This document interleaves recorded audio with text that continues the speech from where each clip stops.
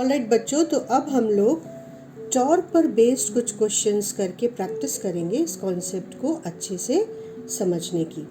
तो सबसे पहले हम जो क्वेश्चन अटेम्प्ट करेंगे that is question number 15 of your exercise of book Selena concept of physics. First question is asking, this question number 15 is asking the torque of these three forces. A, B and C are three forces, each of magnitude 4 Newton, acting in the plane of paper. These three forces are acting on the plane of paper. Point O lies in the same plane. Which force has the least moment about O? And reason for your answer. Which force has greatest moment about O and the reason of this answer? And then name the forces producing clockwise and anti-clockwise movements. And then finally, what is the resultant torque about the point O? So actually this question will give you quite a good practice of questions of torque. Start करते हैं। पहले हम इस diagram को अपनी copy पर एक बार बना लेंगे। So here is our diagram. All three forces are equal in magnitude and they are having direction in different directions. Now the first question is which force has least moment about O? बेटा इसमें आप सबसे पहले ये देखो कि forces equal है और परपेंडिकुलर डिस्टेंस दी हुई है। पॉइंट ऑफ रोटेशन जिसके अबाउट तुमको टॉर्क निकालना है वो दिया हुआ है। हमेशा क्वेश्चन में सबसे पहले हम क्या चीज़ ढूंढेंगे? पॉइंट ऑफ रोटेशन जिसके अबाउट हमको टॉर्क कैलकुलेट करना है। सबसे पहले क्वेश्चन में आप ये पॉइंट ढूंढेंगे और उसके बाद perpendicular distance of the force from point of rotation, वो परपेंडिकुलर डिस्टेंस क्वेश्चन में ढूंढेंगे और तब हमको टॉर्क कैलकुलेट करने के लिए जो फॉर्मूला यूज़ करना है वो हो जाएगा force into perpendicular distance of force from the point of rotation. तो पॉइंट ऑफ रोटेशन से सबसे पहले हम देखें कि फोर्स ए की डायरेक्शन डिस्टेंस परपेंडिकुलर डिस्टेंस कितनी है? 0.9 मीटर, बी की 0.8 मीटर और सी की 0.6 मीटर। तो इस क्वेश्चन में हमको एक्चुअली कैलकुलेशन की ज़रूरत ही नहीं है, तीनों फोर्सेस इक्वल हैं। तो जिसका परपेंडिकुलर डिस्टेंस ज़्यादा है पॉइंट ऑफ रोटेशन ओ से, उसका टॉर्क ज़्यादा होगा। सिंपल। तो हम फर्स्ट क्वेश्चन का आंसर कैसे लिखेंगे ये सभी बच्चे सीखेंगे, क्योंकि आंसर लिखने का तरीका कई बार मैंने देखा है कि बच्चों को बिल्कुल ठीक से नहीं आता है। तो सबसे पहले आंसर लिखने के तरीके में देखो हम फॉर्मूला यूज्ड लिखेंगे, ठीक है? Torque is force into perpendicular distance of force from point of rotation. उसके बाद देखो हमने मेंशन किया as force is same for all the three cases A B and C, so torque will be minimum for the case where D perpendicular is minimum.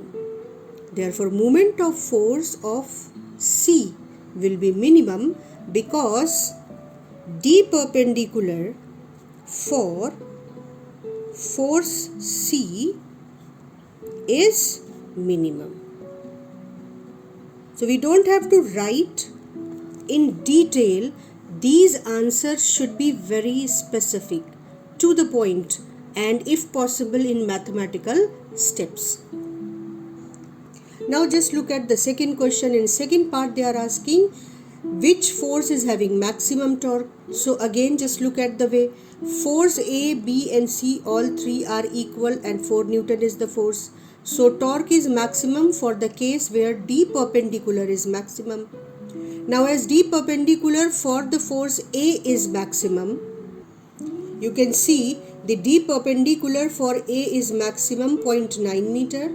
D perpendicular is minimum 0.6 meter for force C. So, D perpendicular for force A is maximum. So, torque for force A is maximum. This will be answer of part 2, and we will always underline and highlight our answer, and always put the main formula in box. This will be the method to represent your answer in your board copy. In third part of the question, they are asking you about all the forces which are producing anti-clockwise movement and all the forces which are producing clockwise movement. तो बेटा इस तरह के part पे आपको क्या करना है, जब आपको अपने टॉर्क का डायरेक्शन डिसाइड करना है तो आप हमेशा ये स्ट्रैटेजी अपनाइए, ये ट्रिक अपनाइए. जो भी पेन आपके हाथ में है, पेंसिल आपके हाथ में है, आप उसको अपने पेपर पे, क्वेश्चन पेपर पे रख दो. जो पॉइंट ऑफ रोटेशन है वहाँ पर पेन को होल्ड कर लिया, और जिस डायरेक्शन में फोर्स लग रहा है आप पेन को कैसे रखोगे, ये जो परपेंडिकुलर डिस्टेंस क्वेश्चन में दी हो ना उसी के अलोंग रख दो, और जिस पॉइंट के अबाउट आपको टॉर्क कैलकुलेट करना उस पॉइंट पर आप पेन को होल्ड कर लो, और फिर डायरेक्शन, जिस डायरेक्शन में फोर्स लगाया गया है उस डायरेक्शन में फोर्स अप्लाई करो. देखो मेरा फोर्स का डायरेक्शन इस एरो के डायरेक्शन में है, तो ये पेन किधर घूम रहा है, ये पेन एंटी क्लॉकवाइज घूम रहा है. इसका मतलब C कैसा टॉर्क प्रोड्यूस कर रहा है, torque of C is anti clockwise torque. Are you getting the method, anti clockwise torque. Then I have to decide about A. तो हम अपने पेन को इस परपेंडिकुलर लाइन के अलोंग रख लेंगे, और जिस पॉइंट के अबाउट टॉर्क निकालना है उस पॉइंट पर पेन को होल्ड कर लिया, और अब हम फोर्स लगाएंगे towards the direction of the force, और देखेंगे कि हमारा पेन किस डायरेक्शन में घूम रहा है. देखो हमारा force in the direction of arrow है, ठीक है, तो अब ये क्लॉकवाइज घूम रहा है. इसका मतलब torque produced by A is clockwise. So I will write here torque produced by A is clockwise. Now put the pen again along the perpendicular distance for B and hold your pen at the point of rotation and apply the force. अगर ज़रूरत पड़े तो आप pen अपने paper की orientation को change कर सकते हो, जिससे आप एरो की डायरेक्शन में फोर्स अप्लाई करके डिसाइड कर पाओ. तो अब हमने इसको B की डायरेक्शन में फोर्स लगाया, तो अब ये क्लॉकवाइज घूमता दिख रहा है पेन, तो इसका मतलब B का टॉर्क भी कैसा है, clockwise. So I will write torque of B is clockwise.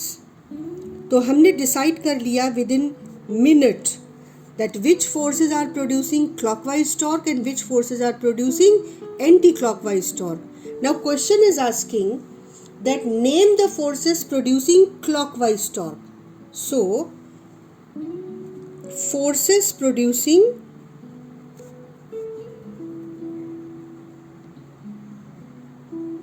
clockwise torque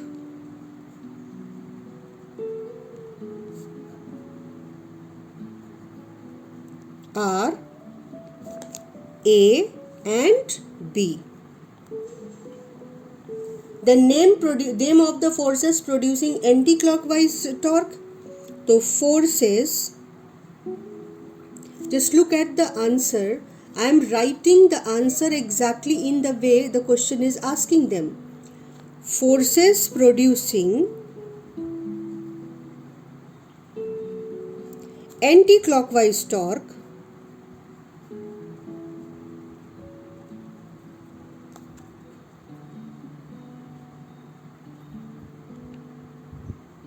is C only. Last part is asking you net movement about the point O, resultant movement. तो अब यहाँ पर हमको क्या करना है, देखो क्लॉकवाइज टॉर्क और एंटी क्लॉकवाइज टॉर्क दोनों की डायरेक्शन अलग अलग होती है. अगर तुम्हें याद हो तो हमने बताया था कि क्लॉकवाइज टॉर्क यानी किसी ऑब्जेक्ट को जब कोई फोर्स क्लॉकवाइज घुमा रहा होता है तो हम उसकी डायरेक्शन कैसे निकालते हैं, अगर याद है तो अच्छा, नहीं तो हम इसको फिर से एक बार समझ लेते हैं। अपने राइट हैंड का यूज़ करेंगे बेटा। सबसे पहले हम अपनी पेन, पेंसिल, कोई ऑब्जेक्ट हमने लिया, स्केल ले ली और एक पॉइंट पर उसको होल्ड किया जिसके अबाउट इसे घूमना है। अब अगर इसको हम क्लॉकवाइज घुमाते हैं, देखो, तो अपने राइट हैंड की फिंगर को क्लॉकवाइज कर्ल करना है हमको। तो अगर हम ऐसे कर्ल करेंगे तो फिंगर्स एंटी क्लॉकवाइज घूम रही हैं। देखो, क्लॉकवाइज घुमाने के लिए हमें अपने हाथ को इस तरीके से मोड़ना पड़ेगा और तब हम अपनी फिंगर्स को क्लॉकवाइज घुमा पाएंगे। टॉर्क के केस में ये बहुत अलग टेक्निक है, इसको थोड़ा सा समझ लेते हैं और उसके बाद सम अप कर लेंगे कि अगर हम इस टेक्निक को ना भी समझें तो कैसे हम डिसाइड करेंगे। तो हमने हाथ को ऐसे क्लॉकवाइज फिंगर को घुमाया जिधर ऑब्जेक्ट घूम रहा था, तो जो थंब है वो नीचे की ओर आ रहा है। तो क्लॉकवाइज टॉर्क का डायरेक्शन थंब की डायरेक्शन होगा। कब? जब हम राइट हैंड का यूज़ करेंगे। फिंगर्स को उस तरह से कर्ल करो जिधर ऑब्जेक्ट घूम रहा है, तो थंब की डायरेक्शन टॉर्क की डायरेक्शन होगी। तो क्लॉकवाइज डायरेक्शन में थंब नीचे की ओर है। इसका मतलब जब भी कोई फोर्स किसी चीज़ को क्लॉकवाइज घुमाएगा तो उसका टॉर्क पेपर पे नीचे की ओर डायरेक्टेड होगा। सिमिलरली अगर इसको कोई फोर्स एंटी क्लॉकवाइज घुमा रहा है तो इस टॉर्क का डायरेक्शन जानने के लिए हम अपने राइट हैंड का ही यूज़ करेंगे। फिंगर्स को जिधर ऑब्जेक्ट घूम रहा है यानी क्लॉकवाइज उस डायरेक्शन में मोड़ा, तो जो थंब की डायरेक्शन है वो इस टॉर्क की डायरेक्शन होगी। तो अब की बार तुम देखो, टॉर्क की डायरेक्शन इस प्लेन के ऊपर की ओर आ रही है। तो जिस प्लेन में ऑब्जेक्ट घूमता है उस प्लेन से ऊपर की ओर एंटी क्लॉकवाइज टॉर्क की डायरेक्शन है और उस प्लेन पर नीचे की ओर क्लॉकवाइज टॉर्क की डायरेक्शन मानी जाती है। तो क्योंकि ये एक वेक्टर क्वांटिटी है, टॉर्क एक वेक्टर क्वांटिटी है, तो हम कहते हैं कि एंटी क्लॉकवाइज डायरेक्शन यानी -y डायरेक्शन, तो सॉरी क्लॉकवाइज डायरेक्शन मतलब